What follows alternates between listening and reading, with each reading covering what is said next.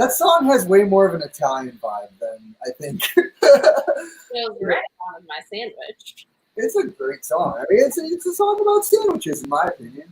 Anyway, hello everybody, and welcome to Sandwich Talk. I'm Carlos, your host, and this is my chance to hang out with some friends, and we make sandwiches in our own apartments, houses, backyards, kitchens, mobile homes, whatever my friends have. And today on the show, I'm fortunate to have somebody who's been really just cool with me, with my friends, has been doing a lot of great things for the community, and I mean, allowed me to just kind of get a stretch in every once in a while. Not much of a stretchy type person, but I think I've done okay. I want to introduce everybody to the owner, operator, and also just badass woman of the collective at True North, Bree Williamson. Hello. What's up, Bree? How are you? I'm great. How are you? I'm good. I haven't seen you too much recently because everything. I know. We usually run into each other at places.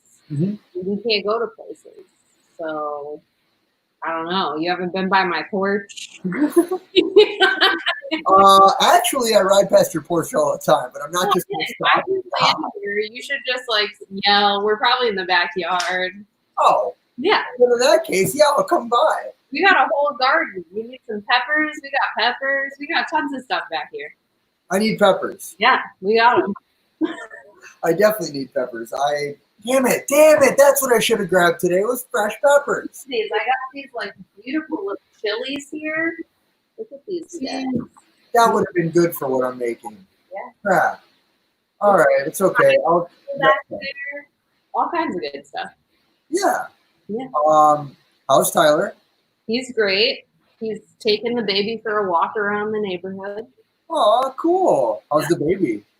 She's huge. She knows like 3 words: bye, hi, and yeah. That's all you need. Yeah. That's like it's like a tourist. Yeah. Like if you ask her a question, she'll literally be like, yeah. She gets it. And she's really obsessed with techno music, which is like, I think it's just because she was born in Detroit, like right here. It's just like kind of seems to be in her blood because one day our music playlist just hit to some, Daft Punk, and she started just jamming out. We've never seen her dance before. So she's got the spirit. She was born in Detroit, and she will stay a Detroiter for the rest of her life. Yep. That's so awesome. Yeah. How old is she now? 11 months. Yeah. That's so wild. Yeah, we're actually going to celebrate, like, not her birthday, but us being parents for a year and keeping a human alive. I feel like that's what the first few birthdays of a child are anyway. Yeah, because, like, did it. They don't remember. So that's what we're going to do. Well, congratulations to you guys for keeping a child alive for this long. Yeah, thanks. It's been an adventure. I remember, so I've taken a lot of yoga classes with you specifically. Yeah. And throughout the time you did like an industry yoga. It was Mondays. Any industry person that wants to come by can come by. And I remember you just getting like more and more pregnant. Yeah. And the yoga classes were not getting any easier. So I'm like, how are you doing this? It's a lifelong skill I've developed. It also is what helped keep me sane while I was pregnant and now raising a human. So, I didn't get good at it overnight. Well, you got good at it. Yeah, I'm trying.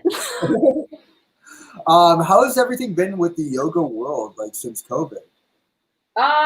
It's very interesting because like we had to shut down. We chose to shut down a couple days before like the mandated closure. There's still some like iffy stuff around whether we can open or not. Like we can be outdoors for classes, that's allowed. but the indoor portion of it is still kind of up in the air, and especially with like spacing guidelines and restrictions, it's a lot like, the restaurant stuff. Like, is it even profitable to open at a 50% capacity? Is it safe for like our people, not just the students that come in? Like, my main priority is like obviously my own health first because I have a family, but also like the health of my teachers is just like paramount for me. So it's been difficult. It's like 80%, 90% loss in business, in revenue over the last 3 months. Wow. Yeah, it's crazy. But I think in all of it, like, it's still, for many people, it's bad, right? This is bad. There's no denying that. But I think it's really like forced to light for a lot of us, like what is not working, has not been working. And that like forced downtime for a lot of people, I think is really necessary. So it has been for me, like it's actually allowed me to like look at what wasn't working for us as a studio and like make those changes. I think that's necessary. I mean, it was the same thing for like myself and my business. Take a step back, absorb, understand, move forward accordingly. Yeah. I think that's something that's necessary for all of us to do. Totally. Especially during the times of great. When you like didn't feel so great, like you have that initial freak out of like, oh crap, like what am I gonna do? And then like you settle into it and you're like, oh, I can do this. Yeah. I don't know. I still freak out every day. I mean, there's always the like, you should just, maybe if you caught me an hour ago, I would have been like, oh, burn it all down. We can't go back. So it's a whole vibe. Totally. But I mean, the testament to you personally is like the one thing that I've seen at your studio and with the people that have gone to the collective is that everybody there understands the sense of community that you personally have built there. With whether it's the events that you've had there, be it the dinners, the bikes yoga brunches. Oh, I miss. Yeah, so do I. Or even just the classes themselves, be it various classes with various types of practicing that you guys have, which I think is really cool. So everybody there that would consistently go there understands the sense of community that you've built, and I feel like a lot of that still, in coming back, should probably come back as well. Yeah, I mean, that's the hope. I hope that we get that and then some, is like people really start to put more focus into the idea of like taking care of themselves a little better. So yeah, that's my biggest hope that comes out of a lot of this, is like take care of each other, take care of yourself. Take care of us. Yeah. Don't be a dick and have a good life. Standard rules, right? Don't be a dick. Yeah. That's what I say yoga is all about. It's like teaching you how not to be a dick and maybe feel better.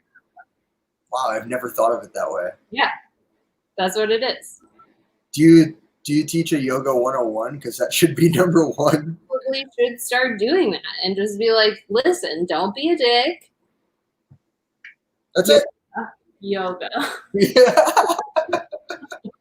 Wow, get me in that class. Don't be a dick yoga. Yeah. That sounds like fun. That'd be great. I know. So I was able to do like some YouTube yoga and stuff like that throughout the time. Try to keep myself limber, but it's nothing like actually being in the class with other people and having the ability to just, for lack of a better term, sweat it out. Yeah. I mean, you are when you lead the classes, you have a certain way of saying the things that you say, and you kind of can see everybody, and based off of that, you then can control everybody's movements according to how they're all responding. Do you think that has worked out or has translated to the YouTube scenario? I mean, I think the online stuff is hard because I've been teaching for over a decade, right? Like I have a level of expertise that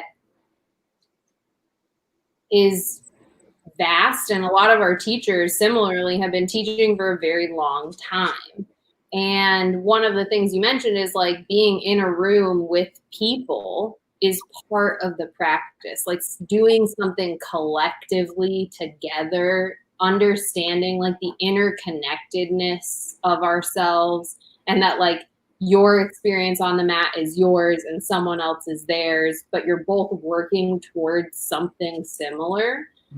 It lacks that a bit online. So I think it fails to translate that. And I think it's great for certain people who are like self-starters. They just want to log in, take a class. It's just like part of their routine. But really, it's like, it's missing the mark of the like community hang, interaction, engagement. And I know as a teacher, like it feels kind of flat. Like there's not as much of an interaction between myself as a teacher and my students. Totally. So, I mean, little to none.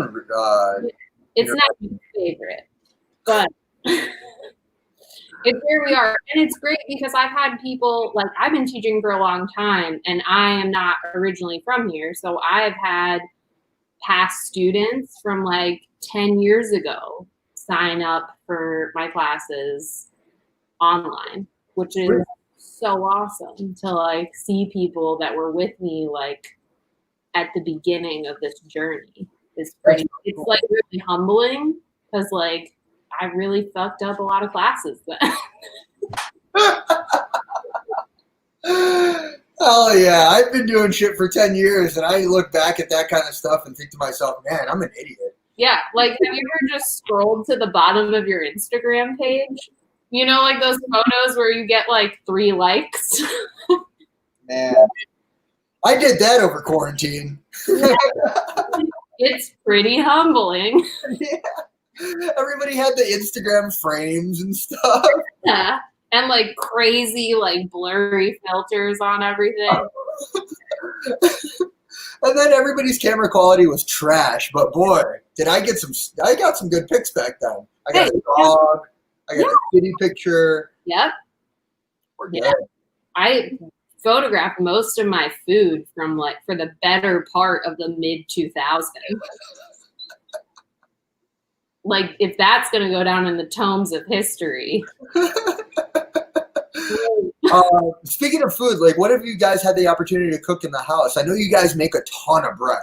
Oh, so Tyler has been nursing a sourdough starter for about 2 years now. Like he makes sourdough weekly, like on a weekly basis. Are we having a 2-year anniversary? You've kept the sourdough starter alive party? Should, because it's coming up like in September. So maybe we'll do like a sourdough party. He actually like crazy has this like whole Google Doc for like how to make sourdough that he put together from like his own experiment. And I've seen him give out starter to like 1 million people and only one person has actually made bread with it. So I know that one person. I've eaten the bread and it's delicious. It's delicious. But I will actually show you. This is how we let's see here. This is our calendar in our kitchen. It's got our meal plan written on there. We do it every week. So like this week we had pulled pork sandwiches on Sunday. They were delicious with like a little Asian slaw on them. Steak and veggies yesterday, or Monday, sorry. Yesterday I made a nice like veggie spring pasta with snap peas, some fresh basil from the garden. Today we're making this. And we're doing some nice Buddha bowls tomorrow with like some rice and a bunch of veggies. So, yeah. I think breakfast, lunch, and dinner probably like 6 days a week during quarantine. Good for you guys. Yeah, man. It's been great. Damn.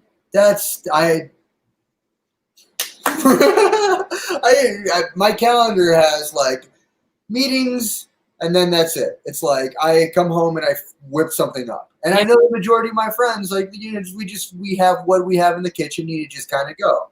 Totally. But that's dedication. Yeah, I learned a long time ago if I wanted to like eat well and not spend a fortune, because like I used to live in Boston. It's like one of the highest rent markets to live in. There was just no way I could eat and live there, you know? So I had to get like pretty tight on my meal planning. And that's not like, I don't meal prep. Like we don't make like a tray of chicken and eat that all week. Like that's disgusting. Not for me. But we generally, like I operate under a mindset of like, we meal plan for our week. And then when we cook a meal, we prep for the next one. So usually we're making enough that whatever we have for dinner, we're having for lunch the next day. So smart. Works out. And then for the first 2.5 months of quarantine, we went out to eat twice or once a week. Now we're twice a week. Ooh, bring it back. I know, it's kind of getting back up there. Any favorites out in the real world? So every Saturday we have been getting Flowers Vietnam.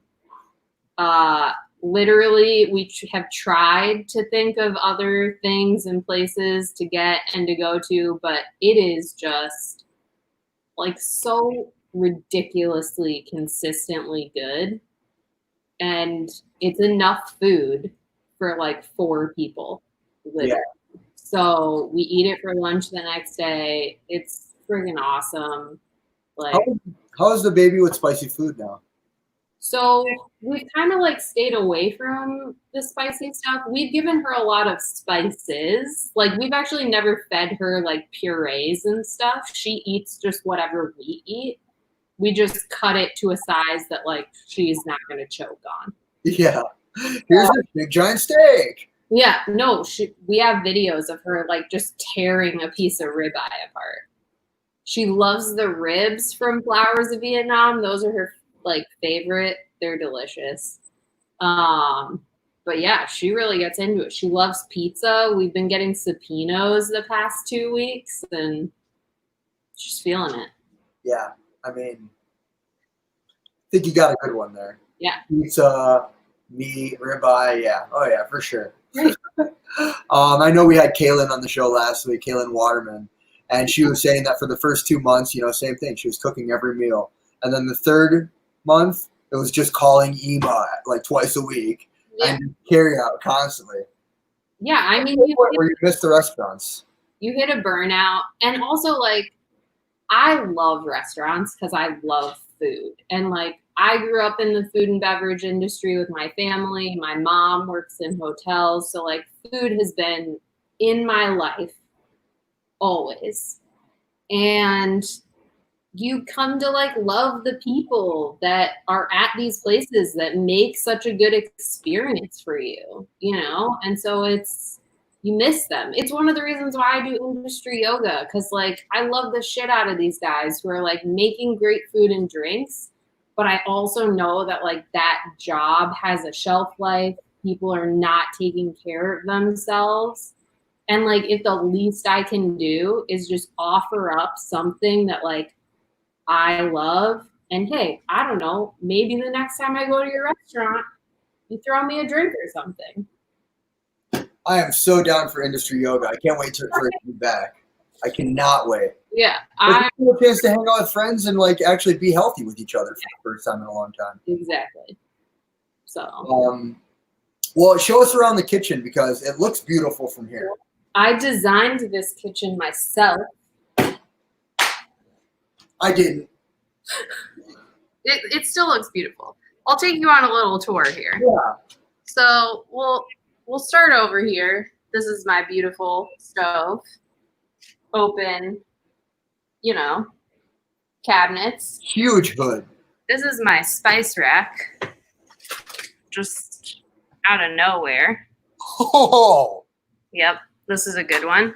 My favorite element of this kitchen is actually in this big drawer here, my secret drawer, where we hide all of our utensils. That's sweet.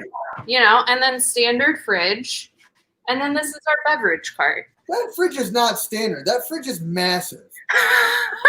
Standard fridge. No, this is a standard fridge. Your fridge, not standard. Okay. You know, it's a good fridge though. It's pretty good. That's it. Nice. Very cool setup. I love it. I designed a kitchen that would work because we looked at a lot of houses that had like shitty kitchens. And I was like, man, whoever built this like doesn't cook. So. And you have that massive island too, which I think really works out. Yeah, we've got the big island. It's got the high chair, so Ren sits in between us. We hang out. Aww. That's really cool. Yeah. So what are you thinking about making for us today? All right, so I lived, before I moved to Detroit, in Boston, in the North End, which is an all-Italian neighborhood. Now, I really wanted to make this Italian sub from my favorite place, which is Monica's Trattoria Mercato. It's delicious, but I could not get the ingredients for it. So I went with my second favorite sandwich, which is in a little sandwich shop that you have to go down like an alleyway that's like this wide to get to. And my mouth is already watering. When you said you have to go down a little alleyway, I'm like, tell me more. Yeah. They have like fresh focaccia. They have giant bowls where they're like pulling fresh mozzarella. They make fresh pasta. It's friggin' delicious. They call this sandwich a panino. It is prosciutto, tomatoes, mozzarella, basil. I'm taking a little liberty with it because when I would get home, I would kind of always like doctor it up. So this is kind of like my riff on the panino. I got this lovely prosciutto here from Rocco's and some great mozzarella and some fresh basil from my garden. And some fresh greens from Brother Nature Produce, who's right in my neighborhood. Love Greg. He actually built our raised beds and filled them with dirt. So, what a good dude. Yeah, I love him. And then I baked this lovely focaccia to put my sandwich on. That's lovely. I'm gonna make a little like sourdough starter. No, it's just like a super quick, like it only needs an hour rise, like 30 minutes and 30. It's super quick and easy. And I threw some thyme from the garden on it. I'm going to make a little like marinated tomato relish kind of thing and toast up the focaccia with some garlic butter on the griddle. I had some foresight and I pre-cut my focaccia because in my mind, I'm in like a Bon Appetit test kitchen kind of vibe here. So yeah, I'm more in like the Munchies kitchen over here. as much as I would love for this to be the Bon Appetit setup, you know, I've got everything going. This stuff that I have here, we're not up to date. Hey, you know, we gotta work with what we have. And like, you can make a lot with a little. I used to live in a 700 square foot 2-bedroom apartment in a 5-floor walk up. Like, I could do a lot. I made souffles in that apartment. It was beautiful. Oh, yeah. It was beautiful. Hey, I've cooked a lot of great meals in this one, and it's 600 feet and 0 bedrooms. Look at that. That's amazing. The beginning of having less, right? Hell yeah. Well, this sounds delicious. It sounds like I already am very jealous of your sandwich because mine isn't going to be that fancy. I wanted to do something that was a little bit more pared down today. I haven't had a good tuna sandwich in a while. Ooh. So I want to make a tuna melt. Sweet. But I'm not going to do tuna like the way that, you know, I would typically do with like celery and like the traditional way of tuna. I'm going to do it more of like the ceviche style. And then mix in the mayo from there. And then put in I was thinking American cheese actually for my melt, because I have American cheese. It comes in the slices. Let's make it happen. Why try to reinvent the cheese wheel? You know? I'm saying I've got Munster, I've got Oaxaca. Those are great. Yeah. Those live in my fridge, ready for quesadillas, 5 out of 7 days of the week. Yeah. But American cheese, it has its place, right? Has its place. I was just saying to someone today, like, isn't it such a great time to be alive? Because we were talking about like the ease of food, like making food. Bread is sliced, cheese is sliced. Like there's so much convenience that we have in life right now. It's a beautiful time to be alive. Yeah. And on top of that, everybody is starting a revolution. Exactly. That's why it's such a beautiful time to be alive. Oh, yeah. Come on. Like, we've got convenience so that we can fight the fight. We don't have to cut our own cheese. So we can get out on the streets. See? Yep. Yeah. Shut them all down. Exactly. All right, awesome. Well, I'm stoked for this. I'm really excited to see kind of how you put it together, too, and I'm also fairly jealous. But before we jump into the sandwich, you can start if you want. I'm going to do a quick commercial break, and we'll be right back. Okay.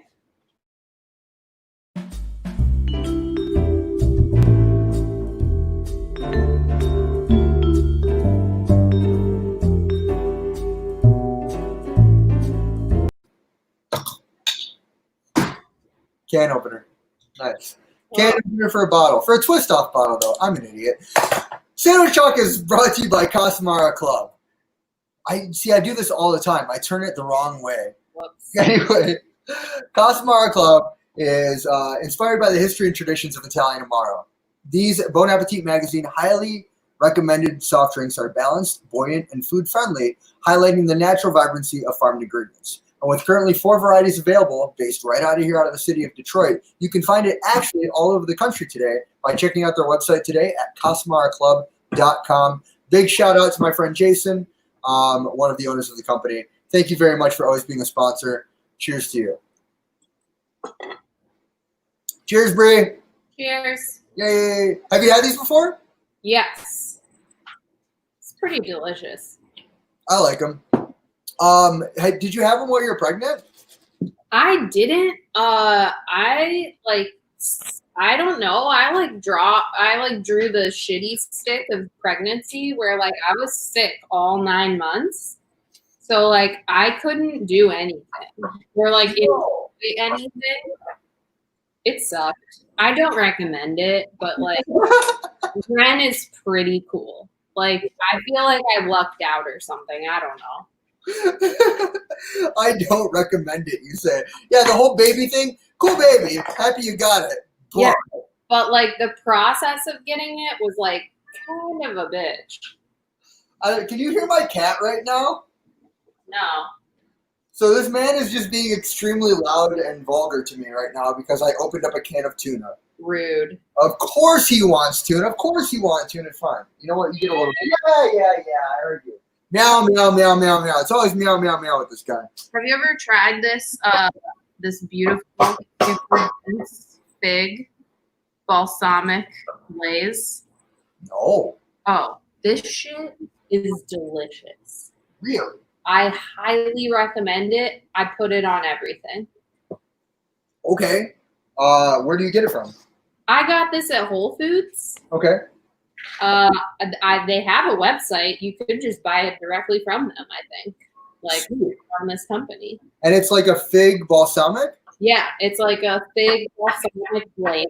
They make a raspberry one as well, which is good, but I think the fig one is better. And yeah, I highly recommend it. It's super underrated. I remember when I was a kid, fig was like an old person food, and like all my friends were like, "Ew, you eat figs? That's gross." I think figs are great. I mean, like California. I'm a California kid, so figs are life.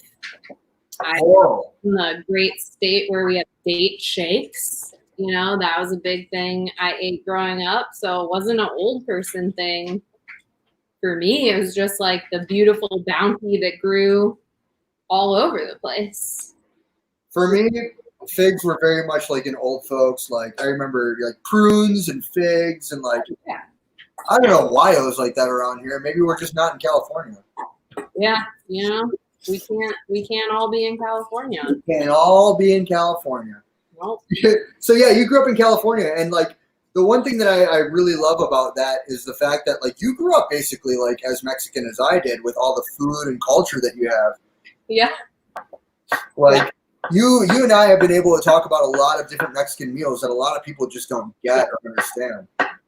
I mean, yeah, Mexican food is my go-to. Honestly, like when I was pregnant, one of the few things I could eat was beans and rice. Like that was like comfort food to me. Hell yeah. You know, like just some good beans and rice.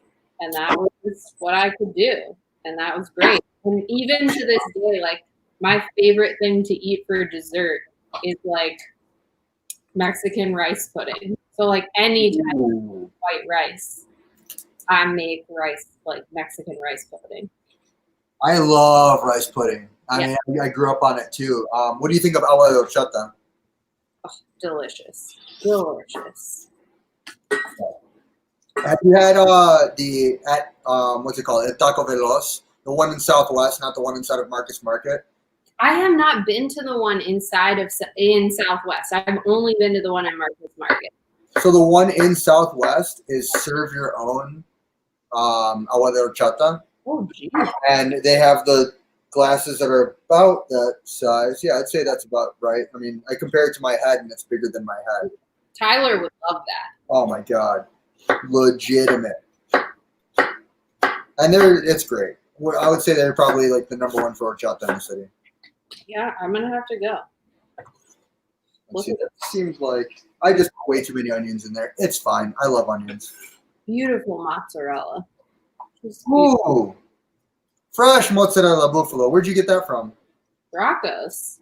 Oh man, Rocco's rocks. I love them. They've put together a really good program over there. They're great. And like they bring it right out to your car. Honestly, I don't know how I'm gonna go back to like any sort of regular life. Like I'm just kind of unwilling at this point because like I need curbside service. Like now I feel spoiled. Like you're just gonna run my stuff out to my car. This is great. I'll tip you like 30%. Honestly. Yeah, the tipping culture's been pretty cool with the whole curbside thing. I feel like everybody's still tipping. Yeah. I mean, I feel almost like inclined to tip more because I just see so many places going like above and beyond what they could have done, you know? Yeah. A lot of places did just like take the time and they're like, we're just going to close our doors, right? And they did that. Which, I mean, was necessary. Yeah. Totally necessary, but I've seen some place like Folk in Corktown. They're like running an entire market. Yeah, I mean, like Folk transitioned over that. Mudgee's transitioned over the whole market thing, and then they were doing curbside pickup on the market as well. Yeah, with Rocco's. Rocco's always kind of had grocery, which is really cool. But then with the ability to kind of do that, even as the curbside, is really cool. Who else? Sister Pie has been doing that as well. Marrow for sure. I got my birthday dinner at Marrow. It was, first of all, beautiful. Like the presentation, and it was like I still had to cook this stuff at home, but like even the uncooked, like raw ingredients were stunning. Totally. And it was delicious. Yeah, big shouts to Marrow, Sister Pie, all those restaurants and friends that have transitioned.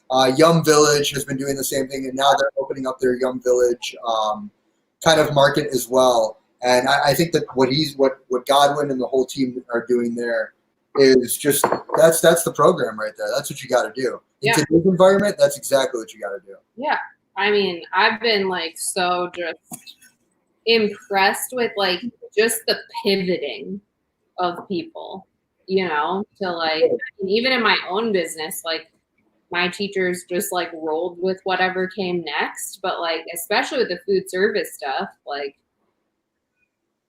some people stopped, some people didn't, and the ones who didn't like really turned it out quite nicely. I mean, you have to, right? Like, I'm not one to stop. I took during COVID with the first couple of months or first couple of weeks, I took some time and I thought about what I should and shouldn't be doing. But I still needed to hit the ground running at some point in time because that's just the way that I am. And I'm very fortunate to say that we live in that kind of city as well. Yeah. I got a ton of butter on these boys. Sweet. Here is the tuna so far. I'm going to toss some cheapy mayo. We got this nice little tomato marinade situation going here. Woo-hoo-hoo-hoo. Cool. I'm also going to do, because I love the spice, some Black Label Valentina hot sauce in here. There you go. Like I said, this is like a Mexican tuna salad. Yeah, why not? I mean, that sounds delicious. Now, has anyone made a burrito on Sandwich Talk? Because I did. I've got a great recipe for a Korean bulgogi burrito. Ooh. That you would love it, I think. I would love it. I mean, I love bulgogi. I love Korean food, period. Yeah. What is the name of there's this place in Sterling Heights that I really, really like. My friend Miriam showed me. So good. Been there a couple of times now. I don't know. I forgot. But it's like a Korean barbecue spot. And boy. Yeah, you drove by it. All right, let's try this out. We might need more hot sauce. We'll see. That's the beauty of cooking. You can always add more, right? Ooh, that's really good. Always add more. That's really good. Sweet. All right, cool. I think that's probably good. I'm also going to slice up some tomatoes and just put it right up on top. All right. Sounds beautiful. Got these fresh Roma boys. I'm super pumped. I actually have like 6 tomato plants in the back that How are you doing? Are going fabulously right now. So I'm really excited to eat the food that I grow in my backyard. That's a beautiful thing. Yeah. And also to just like teach my kid where food comes from and like the really gratifying feeling of growing your own food. Like my great grandpa worked on a migrant farm in California. Like my grandfather flagged pesticide planes in fields for his first job. Wow. So I think knowing like how hard people work to make our food and get it on our plate is like really, really vital. It is super low heat. Yeah, I agree. I think that's the one thing is people are still working very, very hard for our food today. Exactly. The greens that we have, the cilantro that I use today, the limes, everything.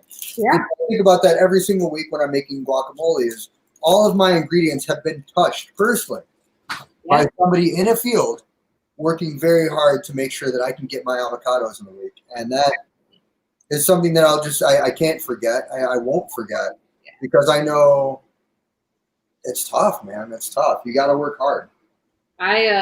One of my favorite things when people are like, oh, I can't meditate, I can't do yoga. I tell them to do this one meditation, which is to like think of yourself and think of like everything it took and every person it took for you to be like just standing physically right now here. So like I'm looking at this food and it's like there's a farmer somewhere in Italy who raised this pig that is now my prosciutto, and this feeds his family, and that their families have families. And these tomatoes were grown in Mexico, where, the person who picked them, they have a family. And so really it took like millions of people to make what we're doing right now possible. And if you just think of that thought, like it's a moving meditation in and of itself of like just developing an immense gratitude for like what's right in front of us. Wow. Yeah, I mean, when you think of it that way, Jesus. I'm over here in front of a camera with my friend making and eating food. Yeah, really, like millions of people made this possible, Carlos. Millions. Man, to the millions of people that are watching out there, thank you for making this possible. I don't know how I do anything without you guys, for sure. Because I don't grow food, and I don't pick the food. I live in an apartment building. We don't have places. You could grow some like things, in sunlight, I guess. I have one window, Brie. Oh man. Some stuff for you. What do you want? You want to have can we make a Brie special Aunt Nee's salsa and it'll just be tomatoes from my garden? Hell yeah. Tomato, I mean, you've got everything there. Tomato, pepper, I've got cilantro.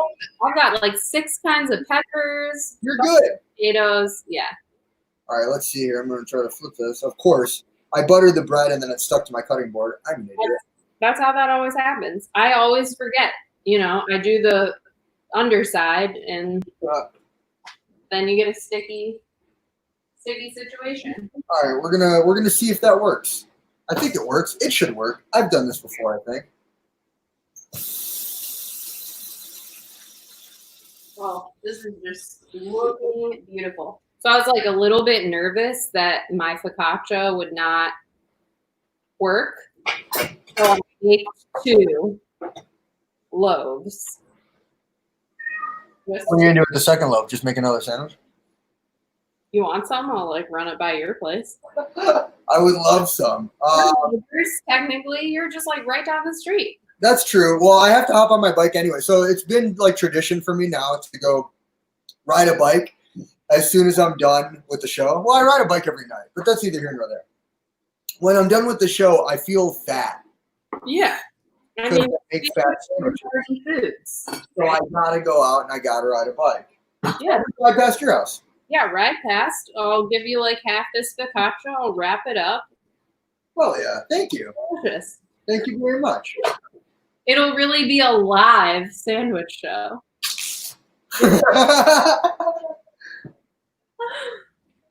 See, I gotta put stuff away now. The cool thing about getting that to just crisp up on the old grill is I can put stuff away now, and it's less cleanup for me later. Exactly.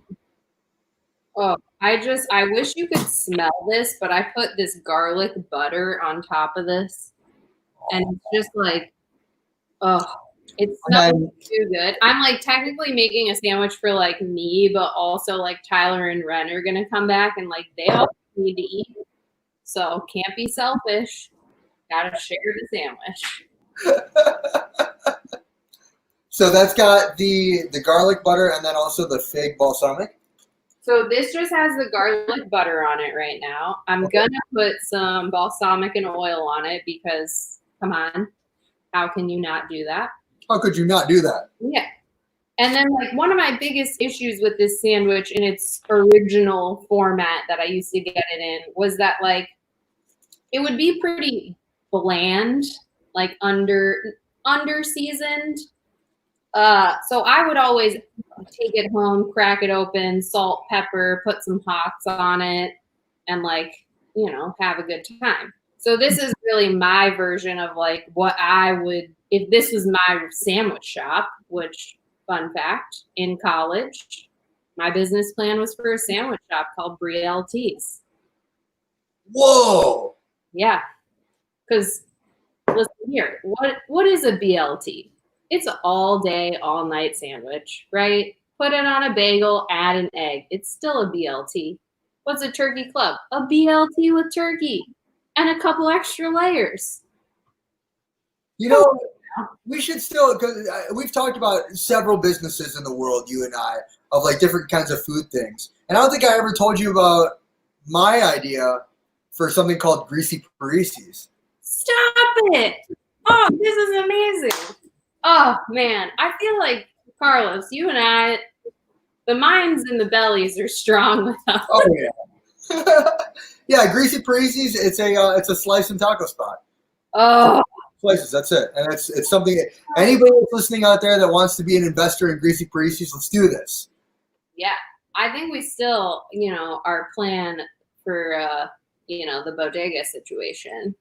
Which we need. We need a good bodega in the city. Everybody who's moved here from Brooklyn is like, the one thing that I'm missing is just a good bodega. I mean, an egg and cheese. Like, can I just get a bacon, egg, and cheese on a bagel for $3.50? Like, cheese is not hard to make. Yeah, I just don't understand. I don't get it. Okay, we'll do this. We'll do this soon. Yeah, it'll be great. Oh yeah, we're starting to crisp up a little bit. This smells delicious. I'm like literally jealous of my future self that gets to eat this. Like I feel jealous of me in like 20 minutes. Soon enough. I like how, so there was still butter on the cutting board, so I just kind of scraped that off. That's just going to go right on the sandwich when I cut it. Oh, man, I'm stoked. I'm excited. This is going to be delicious. I'm excited for you. I'm excited for you. And for me. I'm excited for all of us. What is your favorite sandwich? I talked about it earlier. Well, honestly, a BLT. Okay, cool. That's what I figured. Standard BLT with avocado and sprouts. And I'm not a mayo girl. Like, this might be the Californian in me. Not a mayo girl. Mustard, sprouts, avocado, really good bacon, like fresh, like gem or like bib lettuce that's like a little soft but has like a crunchy rib, and like an heirloom tomato. It's beautiful. Thank you for making me hungrier. I mean, I just made myself super hungry. Yeah, I think we might have had this conversation before where like I wasn't much of a mayo person growing up, and mustard I still think is superior. I like mustard a lot. Yeah. I mean, initially when I would make tuna, I would always just do tuna with mustard and Valentina hot sauce. Oh, so I'm pretty sure that we have like 3 types of mustard in my refrigerator. Show us. What do you got? We got yellow mustard. Always. German mustard. And Dijon mustard. What's the difference between German and Dijon? It's like more grainy. It's got a little like something to it. Huh. And then the Dijon is just like not as much. Not as much. Okay. Understood. Yeah, I don't know. I don't know what the difference is. I'm a big yellow mustard fan, so that's me. You know? Tyler really likes the Dijon mustard and the German mustard. Oh, yeah. Oh, I just had to flip that boy over. So Tyler is more of the German and the Dijon. Yeah. I like a good Dijon every once in a while. Yeah. But yellow 100% of the time. Yeah, it's not for me. Woo! I just flipped that boy over. It looks really good. I bet it does. I mean, butter on the outside is just... We had this conversation last week on the show of like butter on the outside versus mayo on the outside to do your crisping. Okay. Have you used the mayo or are you a butter on the outside? Use the mayo because Tyler makes bread, we use the bread for like grilled cheeses or BLTs. And when we toast the bread, we often do a mayo exterior if we have it, but it's not like a classic ingredient that we commonly have in our house. So. I don't know which one is better, and I don't really have a preference, and I've had both. So if you were to have a mayo in the house, what would it be? Probably Kewpie. Just I'm a sucker for like H Mart 168. Like, can't keep me out of that place. No. So. No. One World Market, man. Yep. I went to One World, was it last week? Loved it. I mean, I love that place. So like anywhere I could just like buy a giant bag of rice for $10, I'm here for it. Right? So these greens from Greg, you know, they just come with flowers in them, and I appreciate it. Totally edible, delicious, beautiful. Are those like spicy flowers? Yeah. So I bought these on Friday, and they're like perfect, crisp, delicious. Greg. So You smart man. yeah. Brother Nature Farms. If you don't know about it, know about it. All about Brother Nature, he's been involved here in the city for a long time. Big in the Courtown community as well. Always to help and lend a helping hand to the entire neighborhood, the entire community. And his food's really good. Yeah. I mean, it's delicious. And now he's doing like open markets and stuff. So, yep. Think. So that's what I'm looking like right now. Oh, that looks so good. Let's give it the old under look. Oh yeah. I think we're good. Sweet. And then of course we have some of the crispy cheese on the old grill here. Oh, that's the best extra snack. That's mine, yeah, for sure. Yeah. I'm gonna put that off to the side for me later. And boom. Just gonna cut this boy. How you doing on your sandwich? Are we almost done? Oh, it looks like you're almost done. Almost done. Yeah. Sweet. Keeping it simple. With my butter knife, I'm gonna cut this boy diagonally. So I have a plethora of knives, and I've yet to find one that cuts a sandwich really nicely. What are you gonna use? Use this this bad boy. I don't know what it is. It's a shun. Looks really nice. Quite nice. It was a wedding gift from my sister. So I'm like so easy. I'm always in the kitchen. So when people are like, "Oh, what gift should I get you?" It's like obviously something for the kitchen. Totally. Duh. 100%. Yeah. It's like it's too easy. Yeah, this is like if I've ever had anybody over, typically we're hanging out in my kitchen or like I'm just standing here. Like where I'm standing right now is where I have the majority of my phone calls. Yeah. It's where I work for my laptop. I mean, I literally, like our kitchen, you've been in my house. Our kitchen is in the very middle of our house. So like you can't not be in the kitchen, kind of. Right. It's beautiful.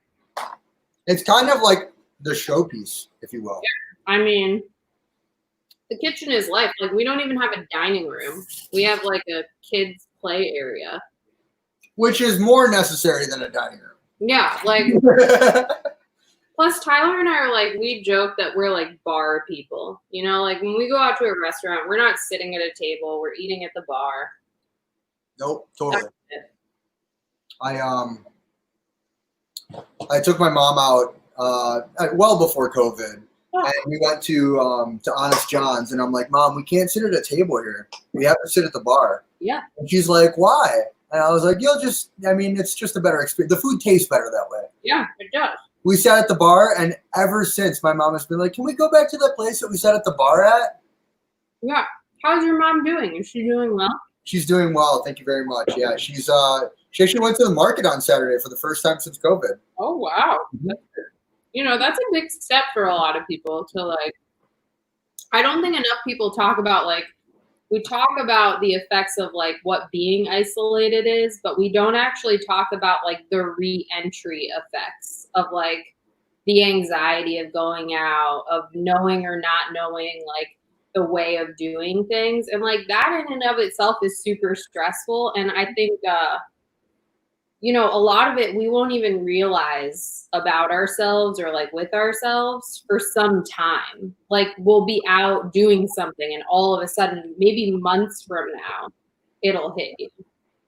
So yeah, I mean, it stresses me out to know that my mom is stressing out for that kind of reason. Absolutely. I mean, I get that with like my grandparents. They're old. They just don't know what to do, what not to do. I'm just gonna plate this up nicely. Awesome. So while you're plating, then I'm gonna take a quick snack break because I'm hungry right now. So let's just do a quick Aunt Nee snack break, huh? Hell yeah. Taking a knife and I'm opening a bag of chips. There it is. Proper way to open up Aunt Nee's. If you watched the show before, you know, just use a knife. Everybody always kind of struggles with the whole top. I don't. Less struggle, faster snack.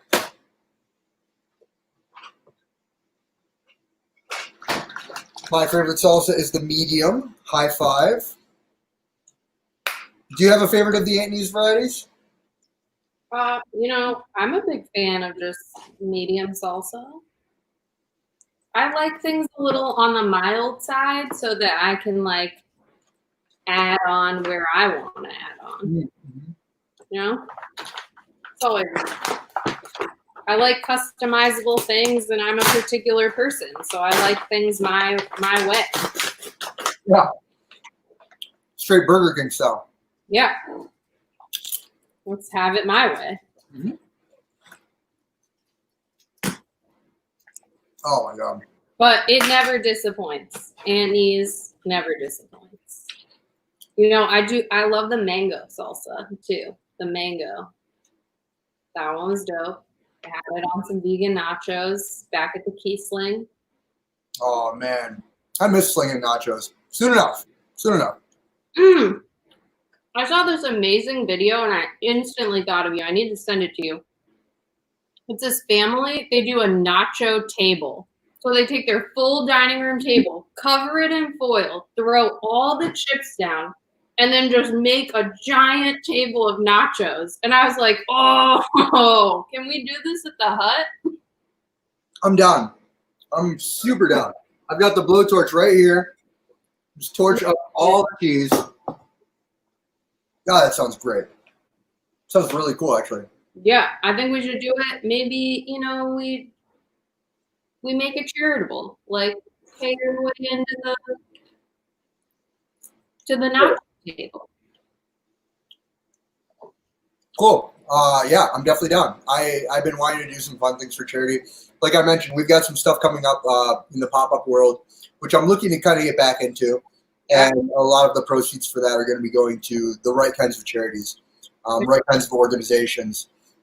The simple steps forward that we all need to make to just be better humans. Absolutely. We're here for it. Stoked. Super good. That was dumb. Putting the lid on this. We are back to the show. Sandwich time, guys. I'm excited to know if this tastes good. I hope it does. I think it does. I think it's going to be good. All right. Well, you want to walk us through the sandwich? Tell us what you've got there, layer by layer, and then just dig in. So I got a little. I always forget it's like mirrored. This beautiful thyme salted focaccia that I made in my house with some fig balsamic and oil as a base layer, some prosciutto, little mozzarella, a tomato relish, and some fresh greens from the farm down the street. And it's beautiful. Carlos, you want me to like make you one of these for your Sorry, yeah. Yeah. Wow, it's like the mozzarella. I saw myself in the reflection of the mozzarella. Yeah. Damn, I know. All right, well, take a bite. Let us know what you think. You want to bring the family on? Oh yeah, come here.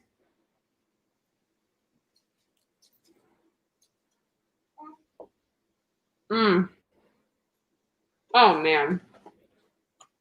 I'm gonna make you one of these. It's so good. It looks so good. Not bad. Yeah, there we go. Yeah, there we go. Hell yeah. Recent. Nice work. Thank you. Just a real Italian market sandwich. Damn. Yeah. That reminds me of like the Little Italy in the Bronx, like the real deal. Mm-hmm. Damn. All the old guys would like call me sweetheart and stuff. Yeah, I loved it. Yeah. I love that too.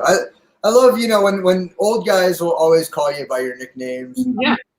Make you feel right at home. Yep. In the most like humble, beautiful kind of way, right? Absolutely. It's like when you get welcomed into a home like that, even though it's just their store. Mm-hmm. All right, so let me take a bite because you've made me entirely too hungry today. This right here is a tuna melt, super standard, really beautiful tuna melt. I got in here 2 pieces of rye bread, swimming in butter. The tuna salad I did with cilantro, red onion. What else did I have? Lime juice, Kewpie mayo, and Valentina hot sauce. I sliced up some tomatoes, did American cheese, and I put it all in to let it just melt up with itself. Oh, So, this. I'm stoked. Here we go. Cheers. Cheers.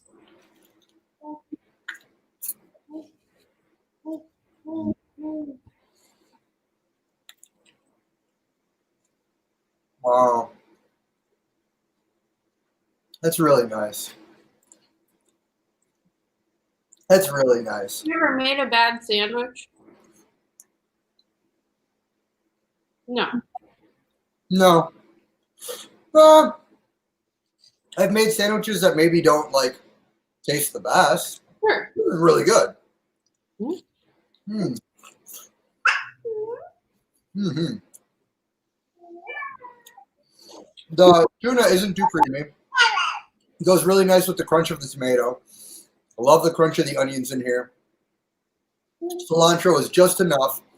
The lime in with the Kewpie mayo, I think, really kind of balances itself out for like more of like a Mexican mayonnaise, just like lime and mayonnaise. Yeah. And then adding the Valentina hot sauce gets me the spice that I'm looking for. Exactly. Without overpowering it with the taste of Valentina too. That's good. Mm-hmm. Sometimes you can go a little too much. This is great. Great job, Bree. Oh, thank you. Great job to you too. I'm glad I got to make this. This is, takes me back a few years. So I want to go to this Boston location now. Oh, you know how you do your food tours? Mm-hmm. I could send you on a food tour. Let's go. Yeah. I'm down. I'm definitely down to take your Boston food tour. It'd be amazing. It'd be great. You told us about that sandwich. What was the other sandwich place? Monica's Mercado. It's like a little walk-in. They like freshly slice everything to order. And it's like an Italian sandwich. It's got hots, onions, lettuce, tomato, mortadella, soppressata, spicy soppressata, prosciutto, olive oil and vinegar. I've had Italian sandwiches like locally. They just don't do it for me. It's the type of sandwich where when my friends come to visit me from Boston, they will go pick one up for me and bring it on a plane so I can have it. Because the flight's only like an hour and a half. So it's pretty great. Legit. Yeah. Legit. Yeah. Does it hold up or does it get soggy? It's better. It holds up. It gets better. Like the balsamic and oil kind of like they make their own bread there. So like it just like it's a flavor thing that just I don't know. It's magic. It's magic. Tyler was just like, it's better. Yeah. Oh man. I want this sandwich so bad now. Yeah. Damn, Bree, thank you for being on the show. This is awesome. I want to know, so Thank you. for the people that need to practice yoga and just don't know it yet, Yeah. how do we start knowing about the future events that are taking place of the collective? What's coming up for the collective now?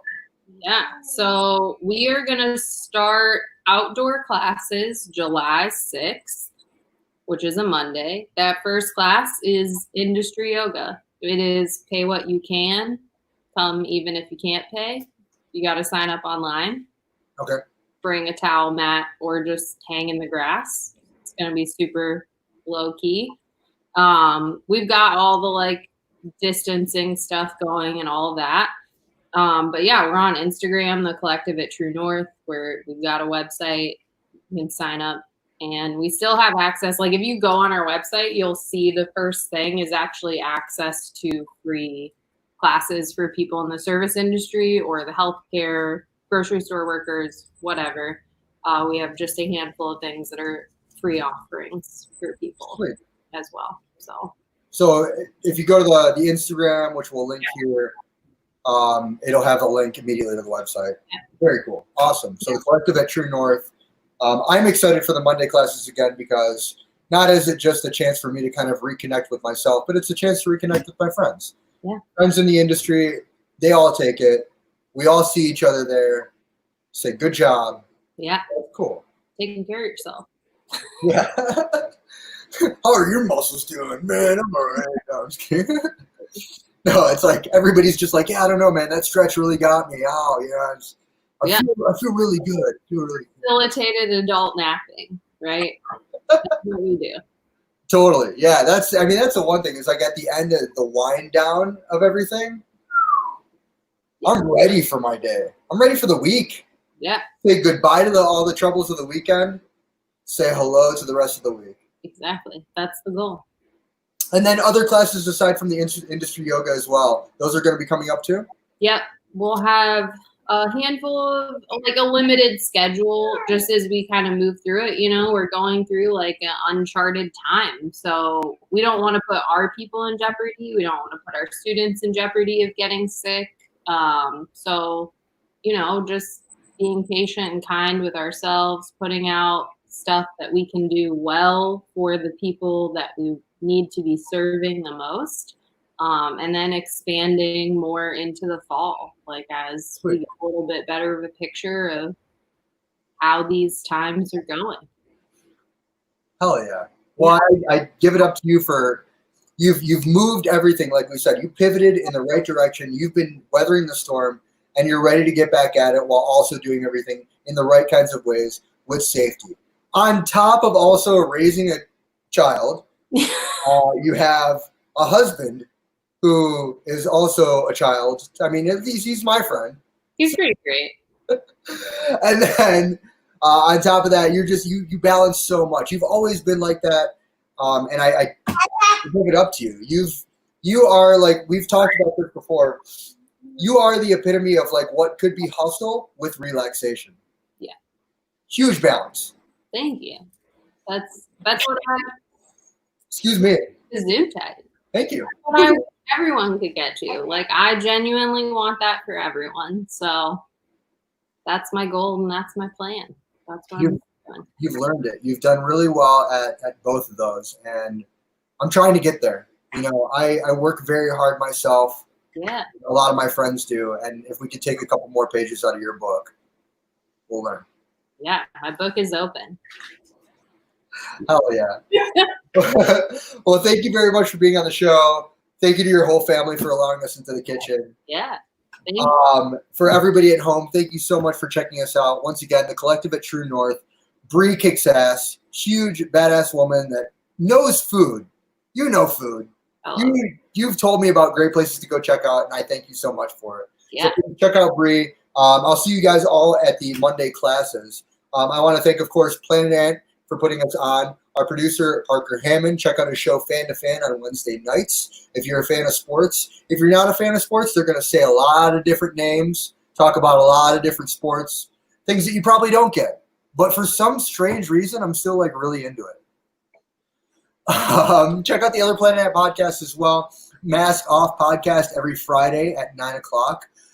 And, Homerphilia, if you're a fan of The Simpsons. Check out everything that Planet Ant is doing by just staying tuned to these channels. On top of that, I want to thank the Lobby Time music and Bushwick Tarantella, which are both done by Kevin MacLeod. I want to thank our producer, Zach Bridges, for the podcast version of the show, not this live cast. I want to thank, as always, our mustard valet, Michael Zuber, our mailman, Carl Malone, Chief Miles O'Brien, and of course, I want to thank you. To everybody at home, I hope you got hungry, and happy sandwich.